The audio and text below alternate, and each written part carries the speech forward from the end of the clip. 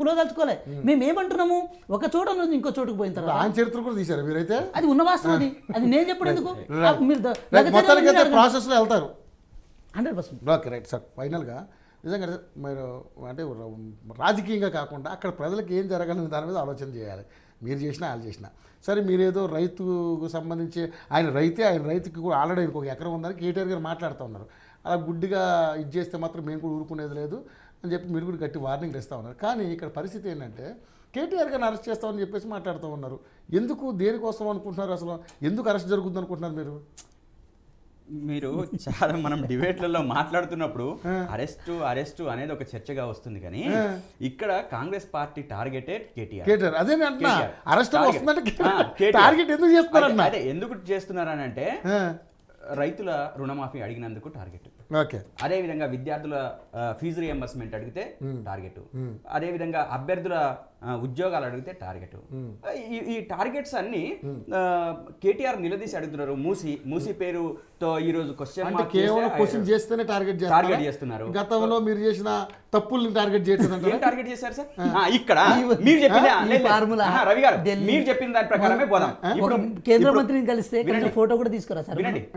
వినండి నేను చెప్పేది వినండి. చెప్పండి. ఇప్పుడు వీళ్ళు ఒకవేళ భూమి కేటాయింపు జరిగితే భూమి తీసుకోవాలి అనుకున్నప్పుడు అక్కడ ఉన్న ప్రజల్ని ఆ భూమి విలువెంత, వాళ్ళు కోరుతున్నది ఎంత, మనం ఎంత ఇవ్వాలి, చట్టం ఏం చెప్తుంది, ఎందుకు ఇక్కడే పెడుతున్నాం ఏంటి అనేది 4 నెలల నుంచి అవేర్నెస్ చేయాల్సిన బాధ్యత ప్రభుత్వం మీద లేదా? వాళ్ళు చాలా ఆగ్రహంగా ఉంటారు, ఎందుకంటే భూమితో ముడిపడి ఉన్న జీవితాలు కాబట్టి. వాళ్ళకి ఏం చేయాలి మనము? కొంతకాలం లేట్ గానీ కంపెనీ ఒక 2 నెలలో 3 నెలలో 4 నెలలో కొంచెం ఎక్స్టెన్షన్ కానీ నచ్చ చెప్పే చేయాలి. దాడి చేసి అయితే చేయలేము కదా, బలవంతంగా అయితే గుంజుకోలేము కదా. గుంజుకోకుండా మనం ఏం చేయాలి? వాళ్ళని ఒప్పించాలి. ఒప్పించే పని మాత్రం చెయ్యకుండా నేను హడావిడిగా ఎటే నైట్ పోయి నేను వాళ్ళ దగ్గర ఉన్న భూమిని లాక్కుంటానంటే ఏ ప్రజలైనా ఊరుకుంటారా? ఊరుకోవడానికి అవకాశం లేదు.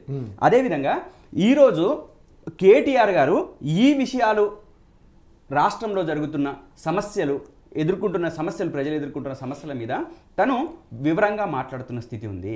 ప్రజల్ని ఎడ్యుకేట్ చేసే పరిస్థితి ఉంది. ఆ పరిస్థితిలోంచే ఖచ్చితంగా కేటీఆర్ని టార్గెట్ చేయాలని చెప్పేసి గవర్నమెంట్ భావిస్తుంది. ఆ భావిస్తున్న దాని మీదనే ఏ యాంగిల్లో కేటీఆర్ గారిని పట్టుకోవాలి అని చెప్పేసి ట్రై చేస్తూ ఉంది. దానికోసం నానా తిప్పలు పడుతున్న పరిస్థితి కనబడుతుంది. ఇది వాళ్ళు చూస్తుందే కదా, హైడ్రా పేరుతో, మూసీ పేరుతో, లేకపోతే మన ఇప్పుడు ఈ రైతుల పేరుతో అక్కడ ఎవరి పేరు రాలేదు, నాకు సంబంధమే లేదని చెప్పేసి అక్కడ మొత్తం రైతులే ఉన్నారని చెప్పేసి మాట్లాడుతుంటే దీని వెనక నరేందర్ రెడ్డి అని చెప్పేసి మాట్లాడతారు. కన్ఫెషన్ లెటర్ తీసుకున్నామని మాట్లాడతారు. ఆ సురేష్ ఎకరం ఉందని చెప్పేసి మాట్లాడితే ఇంకోటి మాట్లాడతారు. ఏమని నరేందర్ రెడ్డి లెటర్ రాసిచ్చింది సార్, అది వచ్చింది, బయటకు వచ్చింది, కోర్టు నుంచి బయటకు వచ్చింది. ఈ రకంగా అంటే ప్రతి దాని చుట్టూ కేటీఆర్ గారిని టార్గెట్ చేయాలనే ఉద్దేశంతో వాళ్ళు ఉన్నారు కాబట్టి, అది ప్రతి సందర్భంలో చెప్తున్నారు కాబట్టి, అరెస్ట్ అనేది వాళ్ళ నోటి నుంచి వస్తుంది కాబట్టి మేము చెప్తున్నాం, మేము అనట్లేదు. కానీ మీరు చేసుకుంటారంటే మీరు ఈ కక్షపూరితంగానో లేకపోతే ఇంకో పగతోనో ప్రతీకారంతోనో రగిలిపోతుంటే రగిలిపోండి, సరసల కాగిపోతే కాగిపోండి. ఆ కాగే దాంట్లో మీరు భస్మం అవుతారు తప్పితే మాకేమో అయ్యేది లేదు. మేము ప్రజల పక్షాన ఉన్నాం. ఆ ప్రజల పక్షాన ఉన్నప్పుడు మాకు ప్రజలే రక్షణ, ప్రజలే మాకు రక్షణ గొడుగుగా ఉంటారు. కాబట్టి మేము ఇక్కడ కూడా ఈ సార్ చెప్పినట్టు, మన పుష్ప సార్ చెప్పినట్టు ఏం చేయాలో చెప్పండి. భూమి తీసుకునే సందర్భంలో అంటే ఒక డెవలప్మెంట్ యాక్టివిటీకి తప్పనిసరిగా భూమి అవసరం. అది మా గవర్నమెంట్ ఉన్న అవసరమే, వాళ్ళ గవర్నమెంట్ ఉన్న అవసరమే, దేశంలో బీజేపీ గవర్నమెంట్ చేస్తున్న యాక్టివిటీకి కూడా భూమి అవసరం. ఈ భూమికి ముడిపడి ఉన్న ప్రజల యొక్క మనోభావాల్ని తెలుసుకోవటం, ఆ భూమికి కావాల్సిన విలువ వాళ్ళు అడుగుతున్న దానికి, లేకపోతే కొద్దిమంది మేము గింతకైతే వాళ్ళకి నష్టపరిహారం చెల్లించిన విషయం కూడా తెలుసుకుంటే సరిపోద్దా?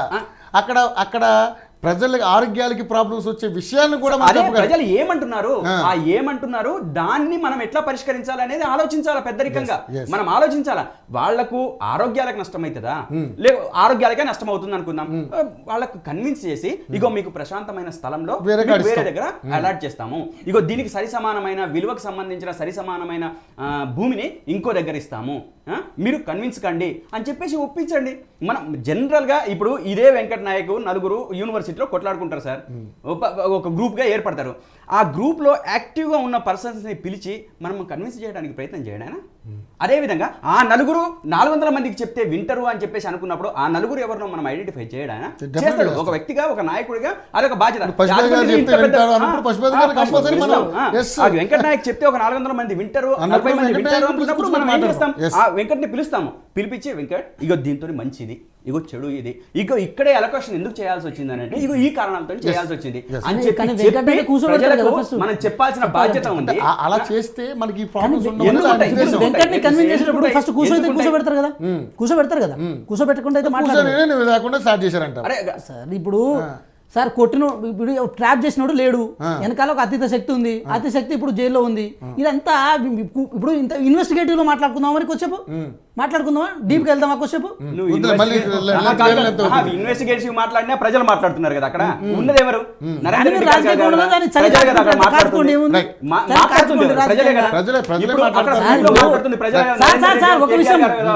సార్ నేను ఏమంటున్నాను, డేవన్ నుంచి అంటే ఇప్పుడు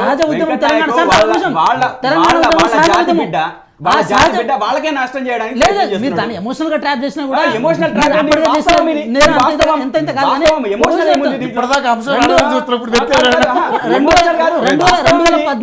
నీ జాతి బిడ్డల్ని నువ్వు నష్టం చేసుకుంటావా? 2014 కంటే ముందు ప్రయత్నం చేస్తావా? ఏం చేస్తావా? ఆయన వెర్షన్ ఏం చెప్తాడో ఆయన పిలిపించిన అందుకనే అది చెప్పకుండా యాక్ట్ ఉంది, పెసా ఉంది, పెసాకు భూమి ఉంది, ఇవి వాళ్ళకి అవసరమా? మరి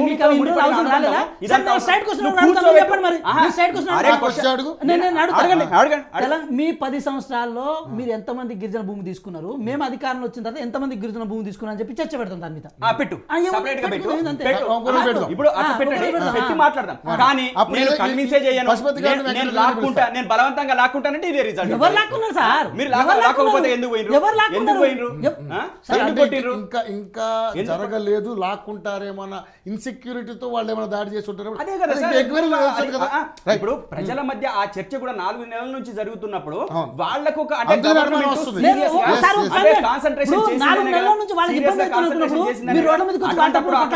పరిణామాన్ని గమనించి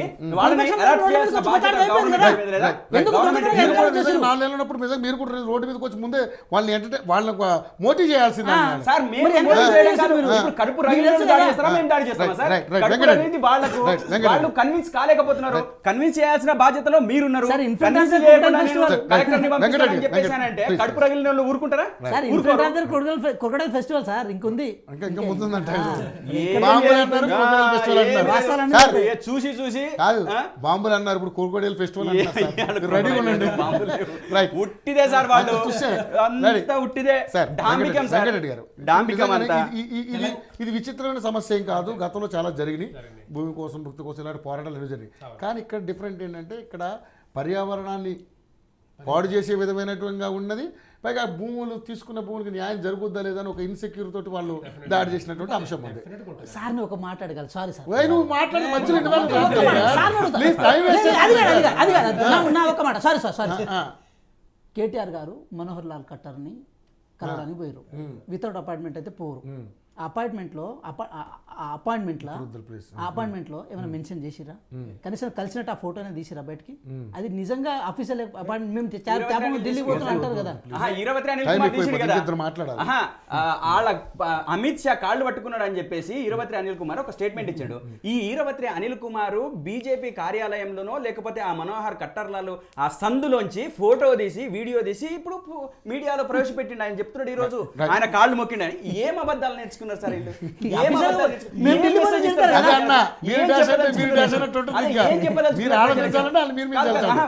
ఈరవత్రి అనిల్ కుమార్ ఇవాళ స్టేట్మెంట్ సార్, ఆయన కాళ్ళు పట్టుకున్నాడు అని చెప్పేసి. ఈయన ఎక్కడ ఫోటో తీసి బయట పెట్టొచ్చు కదా, కాళ్ళు పట్టుకున్నాడు సార్, తీసుకోవచ్చు కదా, ఎందుకు ఫోటో తీయలేదు? తెలంగాణ అభివృద్ధి కోసం భూసేకరణ అయితే మస్ట్ ఎక్కడో ఒక దగ్గర చేయాలి. కానీ ఈ ఫార్మా ఇండస్ట్రీయా ఇంకొక ఇండస్ట్రీ అనేది అది ఏంటంటే అది ఒకసారి చూసుకోండి. ఎందుకంటే ఆల్రెడీ 13,000 చేసుకుంటే అవదా సార్?